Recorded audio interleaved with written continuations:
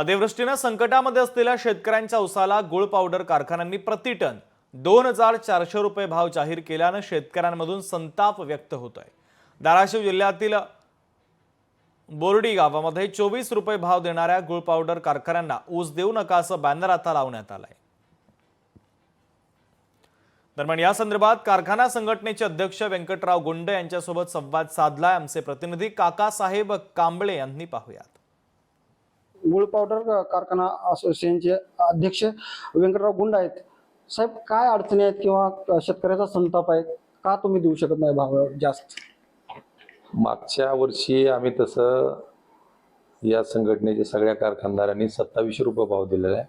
त्याच्या अगोदरच्या वर्षी 22-23ला आम्ही 28 रुपये भाव दिलेला आहे, पण या वर्षी आम्ही 24 रुपये भाव घोषित केला आहे। त्याचं कारण असं आहे की आम्ही उत्पादित केलेला जे गुळ पावडर आहे ही मार्केटमध्ये कमी रेटने विकलं जात आहे आणि आमचे कारखाने जिवंत ठेवायचे असतील, कारखाने जिवंत राहिले तर शेवटी त्या परिसरातील लाखो शेतकऱ्यांचा फायदा होणार आहे। या देशाचे परिवहन मंत्री नितीनजी गडकरी साहेबांनाही आम्ही भेटून तसं निवेदन दिलेलं आहे की आम्हाला इथेनॉल निर्मितीचे आम्हाला परमिशन द्यावी।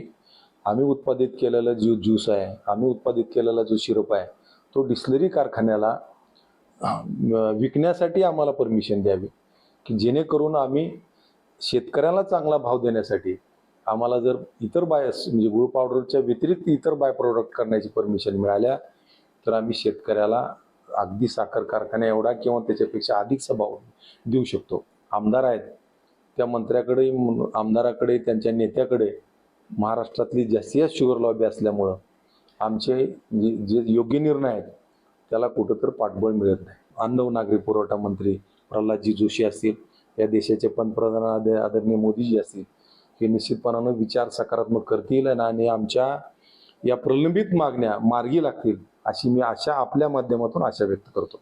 देशाच्या अन्न व नागरी पुरवठा मंत्र्यांना भेटणार आहे आणि आम्ही त्या पुढेही जाऊन आम्ही आंदोलन उभा करणार आहे की जेणेकरून आमच्या रास्त मागण्या मार्गी लागतील। काकासाहेब कांबळे, लोकशाही मराठी, धाराशिव। लोकशाही मराठी, ऐका, पहा, जागरूक रहा।